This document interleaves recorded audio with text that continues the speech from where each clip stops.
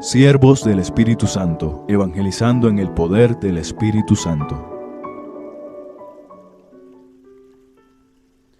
Hermanos amados, que la gracia del Señor sea con todos ustedes. Bienvenidos a esta nuestra escuela de discipulado de los multiplicadores de la gracia. Deseamos llenarnos cada día más del conocimiento de Cristo, seguirlo a Él. Él es nuestro modelo en santidad, a quien hemos de imitar y de quien podemos aprender todo lo que es necesario para vivir una vida en paz, en alegría y para vivir la voluntad de Dios ante todo. Vamos a tomar para este día esta enseñanza tan hermosa que lleva como título Jesús, Maestro por excelencia. Él es Maestro, Él es modelo, Él es aquel quien es digno de ser imitado porque es el hombre perfecto que viene a enseñarnos el camino que nos va a llevar a la vida.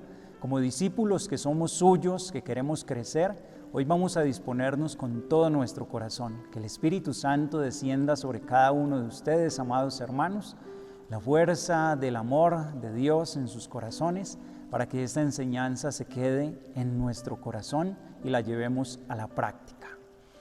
Vamos a tomar el texto bíblico, Juan, capítulo 13, de los versos 13 al 17. Juan, capítulo 13, de los versos 13 al 17. Vosotros me llamáis el Maestro y el Señor, y decís bien, pues lo soy. Pero si yo, el Señor y el Maestro, os he lavado los pies, vosotros también debéis lavaros los pies unos a otros, porque os he dado ejemplo, para que también vosotros hagáis como yo he hecho con vosotros. En verdad os digo, no es más el siervo que su amo, ni el enviado más que el que le envía. Sabiendo esto, dichosos seréis si lo cumplís. En este texto del evangelista San Juan, ya el Señor nos muestra cómo es el seguimiento que debemos hacer de Él. Un seguimiento, una imitación en el servicio, en la humildad, en la sencillez, en una entrega de nuestra vida. Y esto es lo propio del discípulo. Y en este tema es en el que nos vamos a detener este día, contemplar a Jesús, cuáles son las características de este maestro que lo distinguen de otros maestros, qué es lo esencial en ese seguimiento de Cristo que nos hará unos verdaderos discípulos de acuerdo a su corazón. Nos dice el magisterio de la Iglesia, la admiración por la persona de Jesús, su llamada y su mirada de amor buscan suscitar una respuesta consciente y libre desde lo más íntimo del corazón del discípulo. Una adhesión de toda su persona al saber que Cristo lo llama por su nombre. Juan 10:3. El encuentro con Jesús suscita algo en nuestro corazón, porque Jesús nos mira con amor. Así como cuando pasaba, me imagino en este momento, y ve a Mateo, el que era cobrador de impuestos. Y en ese día Jesús posa su mirada sobre Mateo, lo mira con amor y después lo llama. Esto hace Jesús con el discípulo. Ante ese llamado de Cristo, nuestra respuesta debe ser una respuesta inmediata. Nos dice la palabra que Mateo, el publicano, él dejó inmediatamente la mesa, se levantó y siguió a Jesús. Es un sí que compromete radicalmente la libertad del discípulo a entregarse a Jesucristo como camino, verdad y vida. Juan 14:6. Jesucristo es el camino, es la verdad y la vida. Cristo, después de hacernos ese llamado, hemos de darle una respuesta generosa, y esto implica toda nuestra vida, porque es un cambio radical en el seguimiento de Cristo.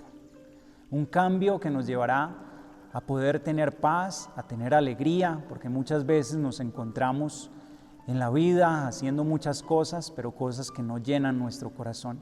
Cuando la palabra de Dios penetra en nuestro corazón, cuando su mirada está posada sobre nosotros, la vida cobra sentido y es la respuesta que el Señor nos está pidiendo. Y es así como muchos, como nos narra el Evangelio, pudieron dejar todo lo que estaban haciendo por seguir a Jesús, porque hubo un amor mucho más grande que llenó sus corazones en ese momento, que les mostró un nuevo horizonte, un sentido a su existencia, Y así es que estos hombres, mujeres, dejándolo todo, siguen a Jesús. Hoy cada uno de nosotros está llamado a ser también ese discípulo que, dejando tantas cosas que no llenan su vida, ha encontrado aquel tesoro que está escondido en el campo. Por lo tanto, es capaz de seguirle con todo su corazón y con toda su alma. Para esto es que nos estamos preparando en esta escuela de discipulado. Es una respuesta de amor a quien lo amó primero hasta el extremo. Juan 13:1.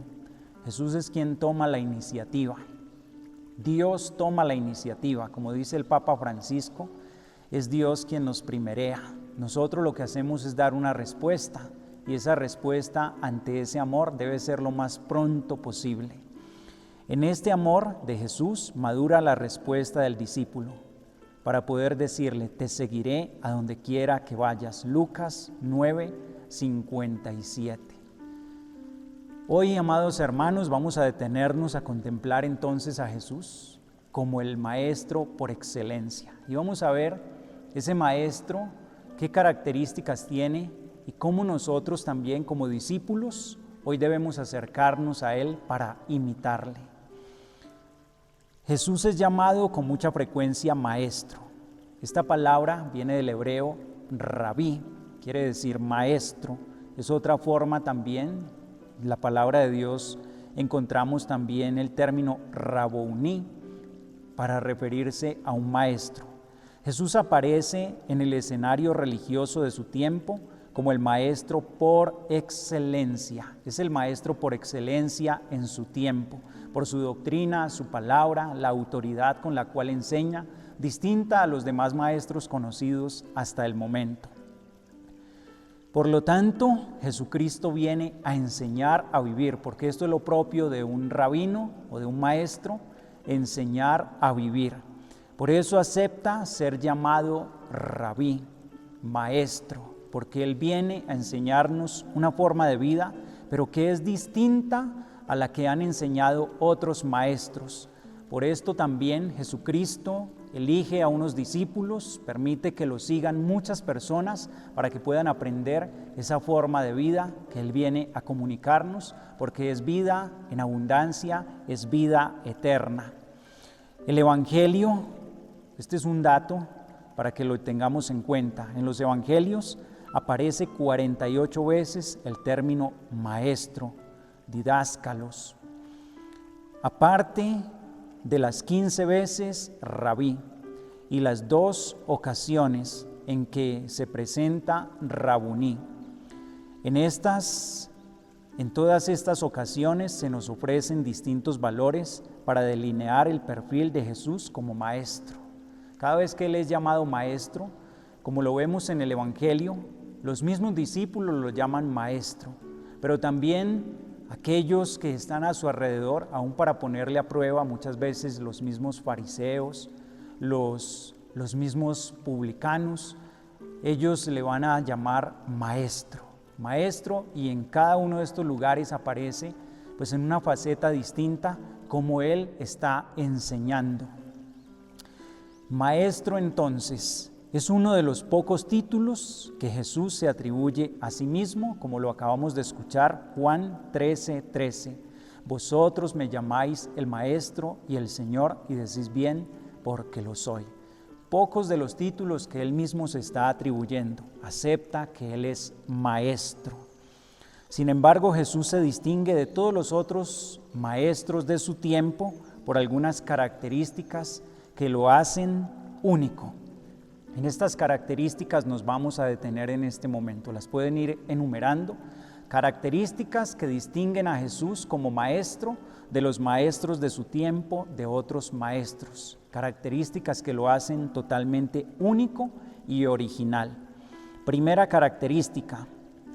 En aquel tiempo los discípulos tenían la libertad de elegir a su propio maestro. Eran ellos quienes elegían a quién querían seguir, así como hacemos hoy en día a la hora de elegir el colegio para el hijo, la universidad para los hijos. Es el discípulo quien elegía entonces a su maestro, tenía todo el derecho y toda esa autoridad para hacerlo. En el caso de Jesús no es así, pues Jesús mismo es quien elige a sus propios discípulos. Y esto lo hace único como maestro en su tiempo y también ahora para cada uno de nosotros. Así como lo dice el Evangelio, Él mismo escoge personalmente a cada uno de sus seguidores. Juan 15, 16. No me habéis vosotros elegido, fui yo mismo quien os elegí. No me habéis vosotros elegido, fui yo mismo quien os elegí. Juan 15, 16. Primera característica entonces de Jesús como maestro que lo distingue de otros maestros. Otra característica segunda, el discipulado era tomado como una etapa temporal. Era una etapa temporal, se entraba a una escuela de un rabino o de un maestro, pero prontamente o transcurrido un tiempo, entonces ya simplemente cada quien seguía su camino. Aquellos que habían sido discípulos se convierten ahora en nuevos maestros, pero en Jesús no es así. Los discípulos de Jesús lo siguen por toda la vida y no les está permitido volver atrás. Cuando Jesús elige a un discípulo, ese discípulo debe seguirlo por siempre. Y así lo vemos con los discípulos que Él eligió, los apóstoles y cada uno de nosotros. Estamos llamados a seguirle hasta el final de nuestras vidas, no es solo por un tiempo y después desentendernos. Lucas 9, 62. Nos va a decir el Señor, aquel que pone su mano sobre el arado y mira para atrás, no es digno del reino de los cielos, es decir, no es digno de seguir a Cristo, porque quien elige seguir a Cristo, toma la decisión de estar con Cristo hasta el fin de su vida, como los apóstoles, hasta entregar su vida en un servicio por la humanidad, por el amor a Dios, pero nunca está permitido volver atrás. Distinto también de los otros maestros de su tiempo. Vamos a ver la tercera característica de este ser de maestro de Jesucristo. Los discípulos entraban al servicio del maestro casi de la misma forma en que un esclavo servía a su amo. Cuando el discípulo elegía a su maestro, así lo dice de claro en la enseñanza de hoy, era como el esclavo en manos de su amo. ¿Sí? En todo se sometía, en todo así como un esclavo. No es así en Jesús. Jesús por su parte no los llama siervos, sino amigos. Juan 15, 15. A ustedes yo no los llamo siervos, sino amigos, porque el siervo no sabe lo que hace su amo, pero yo a ustedes les he dado a conocer todo lo que el Padre me ha revelado. Jesucristo como maestro, Él abre su corazón a los discípulos y es desde el servicio, desde la humildad, como está con ellos, ¿sí? No como ese amo que en todo tiempo está ejerciendo una autoridad, muchas veces déspota, sino que es con amor, con misericordia, con caridad. Llama a sus discípulos amigos, los hace los más íntimos, a quienes Él mismo presta su corazón, en quienes ellos manifiesta el amor, como lo hizo con Juan, que es el discípulo amado, y así nos acoge. Es muy hermoso poder nosotros acercarnos al seguimiento de Cristo, porque sabemos que no es una imposición, por eso lo hemos elegido desde la libertad. Cuando Él posó su mirada en nosotros, cuando escuchamos su llamada, nos llamó por nuestro nombre, nos dijo, sígueme, así como a Pedro, y yo te haré pescador de hombres. Pero Él nos promete estar con nosotros todos los días hasta el fin de los tiempos, levantándonos, animándonos, motivándonos para nunca volver atrás. Cuarta característica de Jesús como maestro, que lo distingue de los otros maestros de su tiempo. Los niños y las mujeres no eran considerados aptos para el discipulado. Los niños eran considerados impuros, por eso no los dejaban acercar muchas veces a Jesús. Y las mujeres no eran tenidas en cuenta en ese entonces. No es así en Jesús. Por el contrario, Jesús pide que los niños se acerquen a Él. Marcos 10, 14. Marcos 10, 14. Dejad que los niños vengan a mí, porque de los que son como ellos es el reino de los cielos. No se lo impidáis. Jesús se enojaba incluso con los discípulos cuando no dejaban que los niños se acercaran a Él. Y un grupo de mujeres lo siguen para aprender a vivir su vida. Lucas 8, del 1 al 3. Lucas 8, del 1 al 3 nos va a decir que un gran número de mujeres seguían a Jesús. Ellas también querían aprender de Jesús y Jesús las aceptaba. En el momento de la cruz, eran las mujeres las que estaban a su lado. ¿Quién es la primera en ver a Cristo resucitado? María Magdalena, una de las mujeres que le seguía. Y nos dice la palabra que muchas entonces estaban a su lado, lo seguían. En Jesús es muy hermoso porque Él no excluye absolutamente a nadie. Él a todos nos está llamando para que seamos sus propios discípulos, para que aprendamos de Él esa forma de vida que es lo propio del Maestro, comunicar la vida, comunicar el mensaje, enseñarnos a amar a Dios, enseñarnos un camino, que imitemos su vida y que también nosotros enseñemos a otros ese mismo camino que nos llevará a la felicidad. Característica, otra de estas características, los seguidores de un ilustre maestro gozaban de fama y autoridad ante el pueblo. Si ven, cuando había un maestro muy reconocido, pues los que eran discípulos eran muy famosos, se sentían muy orgullosos.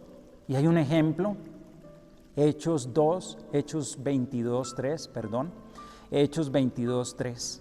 Cuando Pablo está defendiendo su ser de judío, cuando Pablo va a decir que él fue instruido en la escuela de Gamaliel, que era un gran maestro de su tiempo, un gran rabino, todos los que pertenecían a esa escuela de Gamaliel se sentían así muy orgullosos, y en Jesús ya no va a ser así, amados hermanos. Por el contrario, en el seguimiento de Jesús encontramos problemas, persecuciones, dificultades. Mateo 5:11, allí donde están esas bienaventuranzas, que el Señor nos va a decir: bienaventurados los que son perseguidos a causa de mi nombre, a causa de la justicia, aquellos que tienen que padecer por mí son bienaventurados. Los discípulos del Señor, para ellos no es ese orgullo así como lo era para otros discípulos de distintos maestros, porque no es desde la prepotencia de tener muchos conocimientos, una gran escuela donde se haya formado, porque la escuela de Jesús es la escuela de la humildad, y donde se manifiesta el amor a Cristo es en la imitación. Y Él dice: no es más el discípulo que su maestro. Y Jesucristo como maestro tuvo que padecer persecuciones, tuvo que vivir la indiferencia, el rechazo, y esto también es lo que espera a los discípulos del Señor, pero Él nos está prometiendo que después de todo esto vendrá la alegría y la paz, y por eso allí en el Sermón de la Montaña, en ese capítulo 5 de San Mateo, en las bienaventuranzas, dice: dichosos, bienaventurados. Sus discípulos son dichosos, son felices al servir al Maestro, al imitar al Maestro, pues la recompensa que nos espera es el reino de los cielos. Y es por esto nosotros nos preparamos para ser unos verdaderos, auténticos discípulos del Señor, con un conocimiento, con una rectitud de intención, con una decisión de servirle siempre, de nunca volver atrás. Ese estilo de vida de Jesús tiene también unas características que lo hacen único ante los demás entonces. Es lo propio de Jesús. Jesús parece uno más dentro de los maestros que estaban en ese tiempo, pero tiene unas características propias. Lo están haciendo único, por eso se admiraban de Él, de su doctrina, se admiraban de Jesús por su forma de vivir, porque Él caminaba siempre mostrando la humildad, siempre mostrando la sencillez, pero lo hacía también con una autoridad en ese tiempo que no la encontraban en otros maestros. Cuestiones, digamos, características que entonces distinguen a Jesús como maestro de los maestros de su tiempo.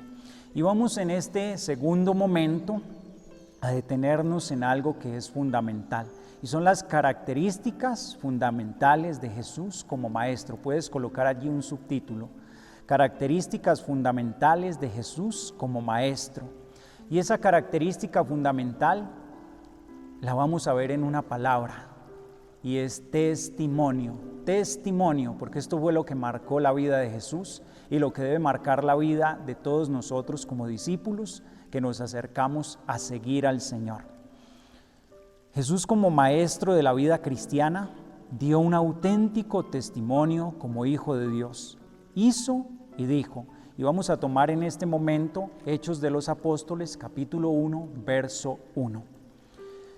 El primer libro lo dediqué, Teófilo, a todo lo que Jesús hizo y enseñó desde el principio hasta el día en que, después de haber dado instrucciones por medio del Espíritu Santo a los apóstoles que había elegido, fue levantado a lo alto. Palabra de Dios. Te alabamos, Señor.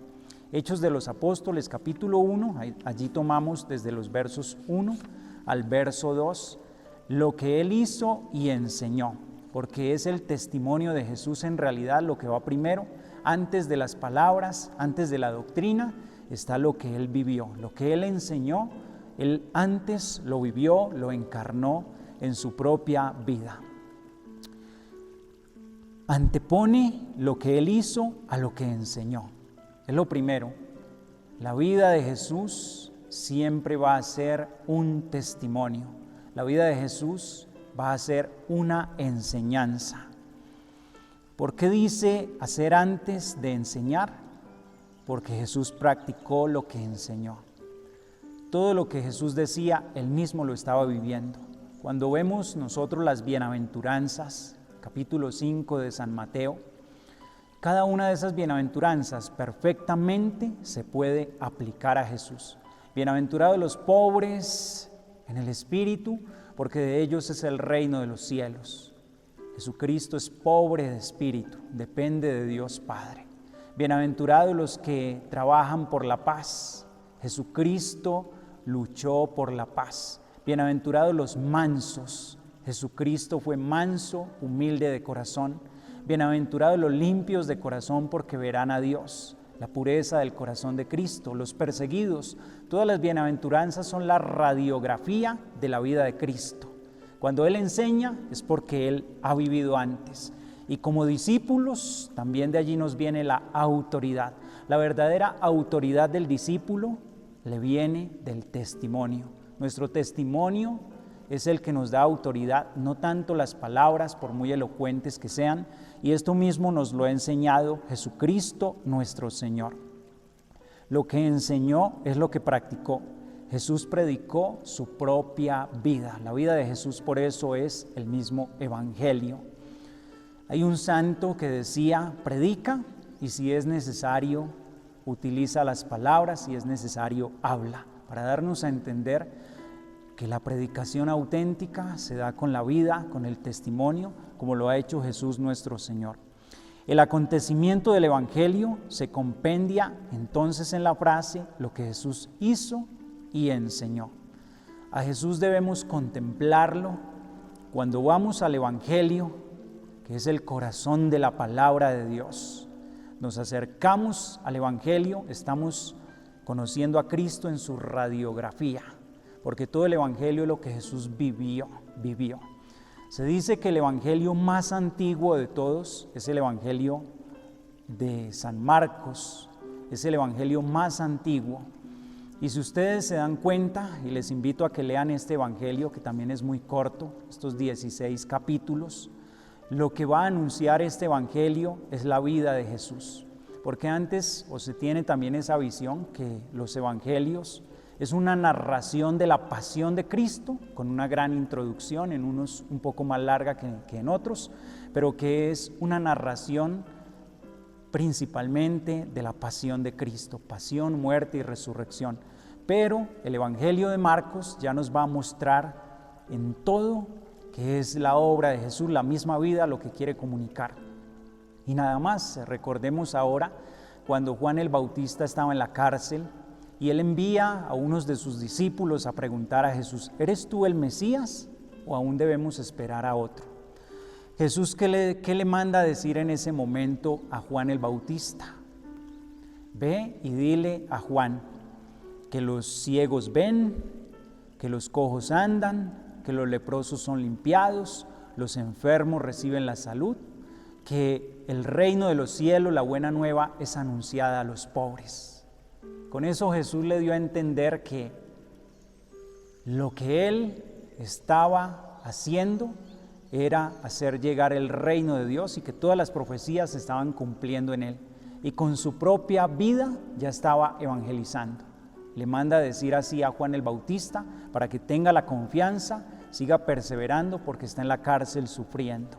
Jesucristo, como ese buen maestro, también en medio de su pedagogía para enseñarnos, el Señor a través de todo lo que hace nos está dando una enseñanza, pero entonces principalmente con su propia vida. En este Evangelio de Marcos entonces se muestra claramente la primacía de los hechos ante las palabras, lo que Jesús hizo y enseñó. Primero lo que Jesucristo nuestro Señor hizo. ¿Qué indica entonces también el evangelista San Lucas? Y como lo acabamos de escuchar en este libro de los Hechos de los Apóstoles que se le atribuye a San Lucas, porque él es el que hace énfasis en esto tan importante. Lo que Jesús hizo y enseñó hasta el día que fue arrebatado a lo alto, en que ascendió al cielo. Toda la enseñanza de Jesús es lo que en el libro de los Hechos de los Apóstoles también se va a mostrar, porque es el mismo testimonio de los discípulos, seguidores de Cristo, y Cristo que los acompaña, quienes van a actuar con todo el poder de Dios, y también es la narración que nos hace el libro de los Hechos de los Apóstoles. Bien, amados hermanos, nos dice también la doctrina de la Iglesia, por medio del Papa Pablo VI, este hombre tan grande en la Iglesia, con una inteligencia y con una doctrina tan hermosa.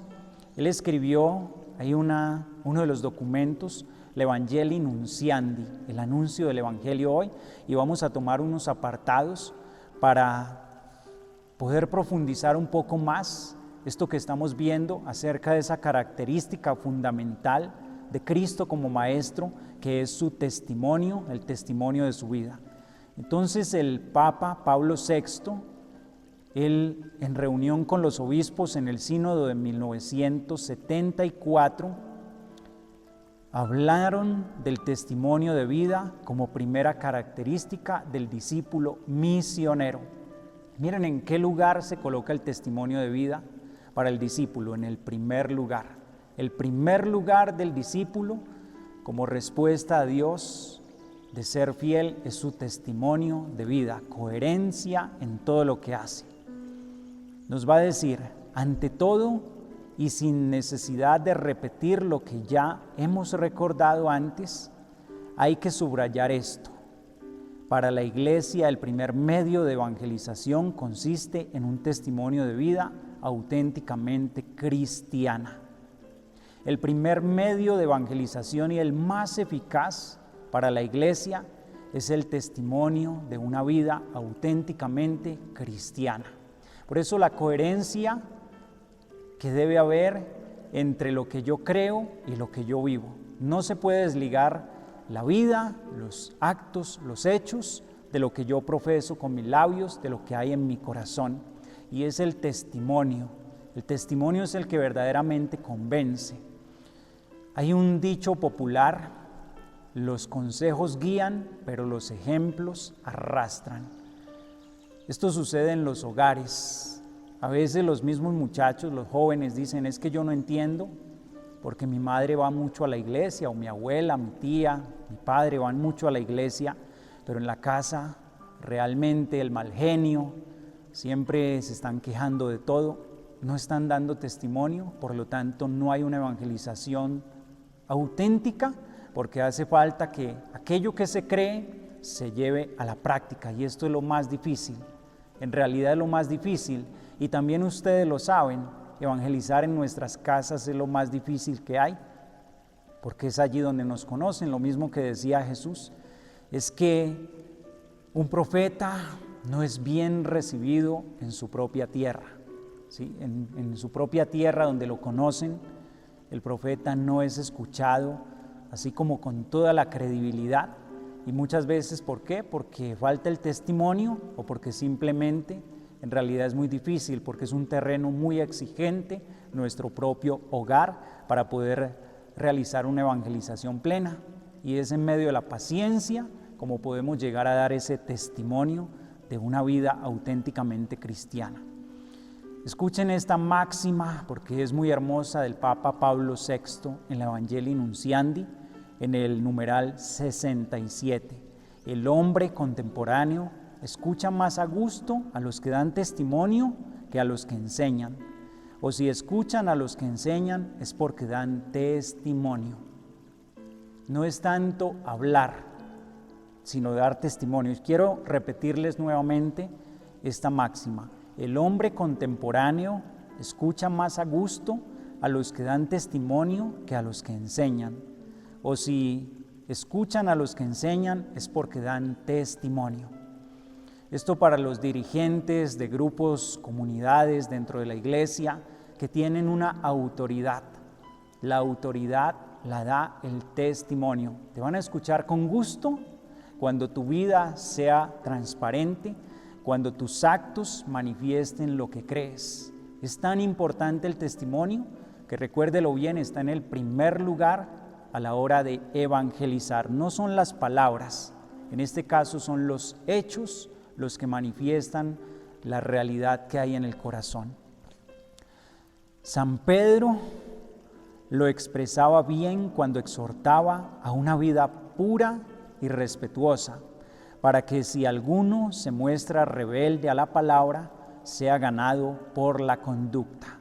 Evangelii Nunciandi, numeral 68. El apóstol Pedro también hablaba de esto. Si con la palabra no puedes convencer a alguien, entonces sea tu conducta la que brille delante de él, sea tu conducta la que le lleve a creer. Es tan importante, y esto se lo quiero hoy recalcar a las madres de familia. A veces dicen, es que yo voy a la iglesia, yo le oro tanto al Señor por mi hijo, yo le pido tanto que lo ayude, le doy consejos, pero no escucha y no le veo un cambio. Usted tenga paciencia. Háblele, dele esos buenos consejos, busque el momento apropiado, pero nos dice también el apóstol San Juan, padres, no exasperéis a vuestros hijos. En otras palabras, lo que nosotros llamamos dar cantaleta, ¿sí? Tomar un tema y estar allí incisivos una y otra vez, así normalmente no funciona, porque en el joven, en el adolescente hay cierta rebeldía, aún en nosotros adultos hay cierta rebeldía.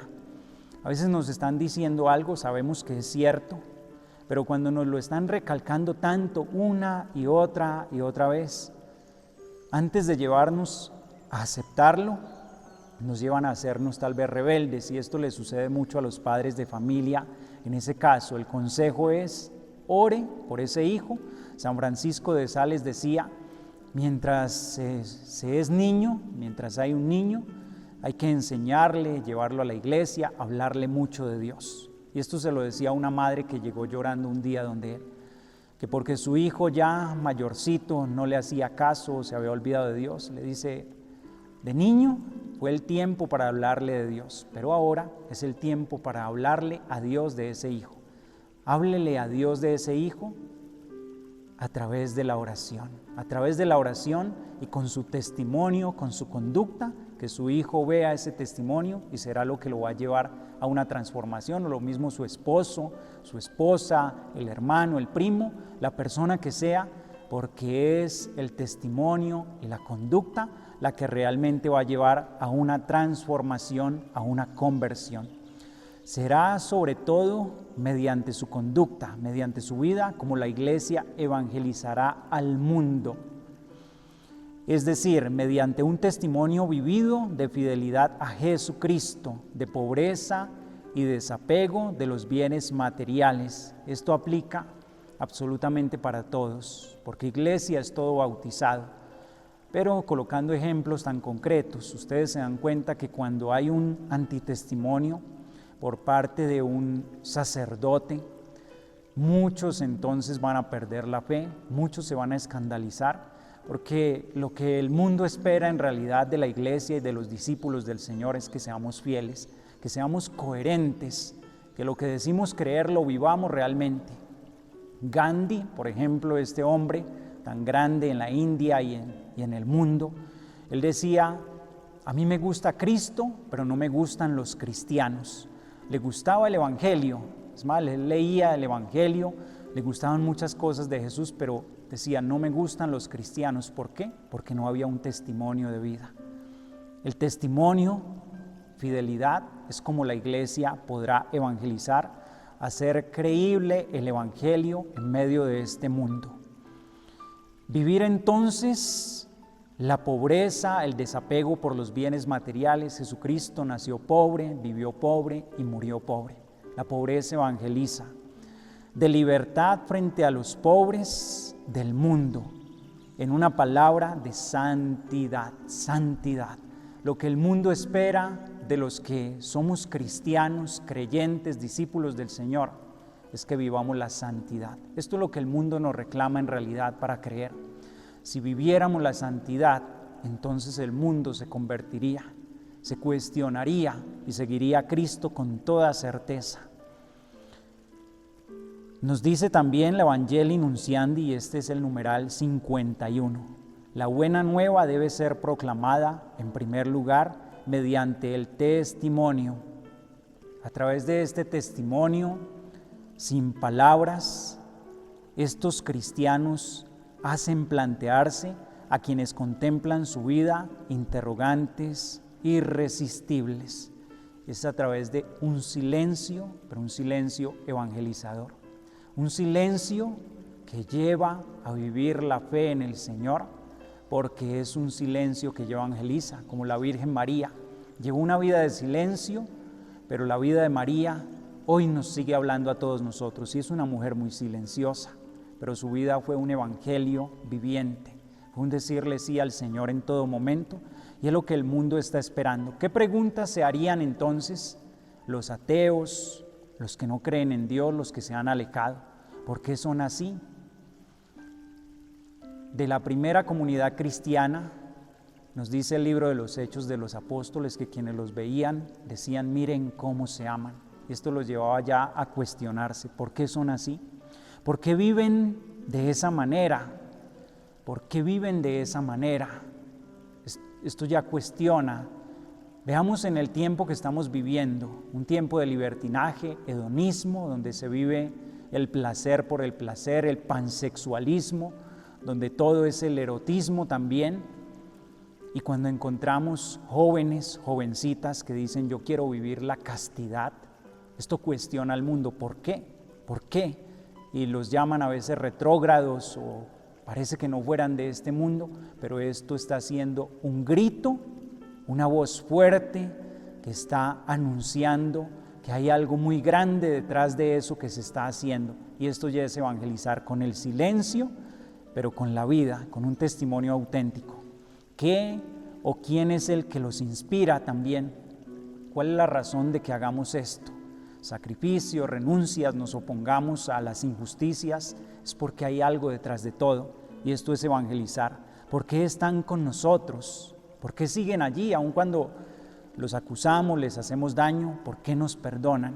Hay muchas personas que se han convertido porque han recibido el perdón de alguien, y es ver el amor de Dios, evangelizar más que con palabras, con la vida.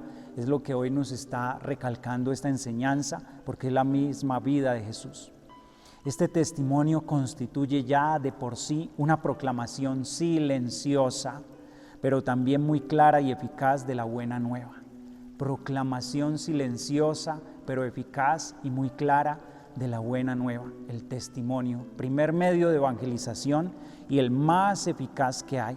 Y esto para todos, ateos, para los que se han alejado de Cristo, aquellos cristianos bautizados, pero que no han podido encontrar estos testimonios. Y hoy, queridos hermanos, en el mundo esto es lo que nos hace falta: testigos auténticos, santos, porque esto es lo que verdaderamente transforma las vidas, esto es lo que verdaderamente nos lleva a crecer, a creer también en Cristo, reflejar el rostro de Cristo si somos sus discípulos auténticamente. Surgirán muchos más interrogantes ante un verdadero testimonio, más profundos que llevarán a transformaciones radicales en la vida de grandes pecadores, de personas que no conocían a Dios. Nosotros, como discípulos de Cristo, hoy estamos siendo llamados a esa coherencia, a conocerlo cada día más, a imitarlo más. Todos los cristianos, absolutamente todos, estamos llamados a este testimonio. En este sentido, para hacernos verdaderos evangelizadores. Verdadero evangelizador, aquel que está viviendo lo que cree. Ese es el verdadero evangelizador. Y por eso también formarnos bien en la doctrina, para que nuestra vida sea coherente, para que nuestra vida sea un evangelio que ambula, un evangelio que camina por en medio del mundo, que los hombres pueden ver y pueden leer entonces y pueden contemplar el rostro de Dios en este mundo. Y es una responsabilidad sobre todos nosotros los bautizados. Vamos a tomar, ya para ir finalizando, unas palabras del Santo Padre San Juan Pablo II, donde él, hablando del testimonio de vida que deben vivir los discípulos del Señor. Procurad por ello que la palabra de Dios sea asumida piadosamente en la oración. Es que en la oración es donde nosotros podemos entender la palabra de Dios, donde la podemos llevar a nuestro corazón, donde la podemos contemplar y donde la podemos hacer vida. No bastaría leer el Evangelio, aprender un texto sin meditarlo, sin llevarlo a la oración, para simplemente ir y comunicarlo a otros. Y a veces esta es la experiencia que se hace en la iglesia. Son conocimientos, pero que están alejados de la vida, que no se han encarnado, que no hacen parte de nuestra vida auténticamente, que no están en lo profundo de nuestro corazón. Y por esta razón es que no se vive auténticamente, y por eso es que las personas que escuchan nuestro anuncio no se convierten. Que sea materia de estudio y experiencia de vida compartida con sus hermanos. ¿Sí ven? La palabra de Dios tiene que ser estudiada, pero también tiene que ser compartida con todos los hermanos.